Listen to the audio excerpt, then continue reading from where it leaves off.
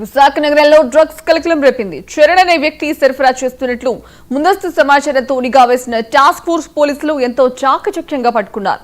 Duronto express లో విశాఖకు వస్తున్న చరణ్ అనే వ్యక్తిని తనిఖీ చేయగా 36 బ్లాట్స్ డ్రగ్స్ లభించింది. విశాఖకు చెందిన వైసీపీ స్టూడెంట్ వింగ్ అధ్యక్షుడు కొండారెడ్డి కొరకు తీసుకుని వస్తున్నట్లు పోలీసులు విచారణ తెలిపాడు.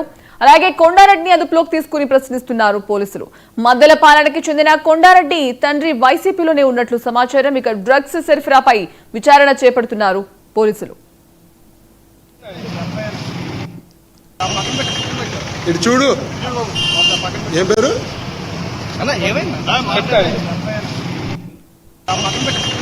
ఇటు చూడు, ఏం పేరు?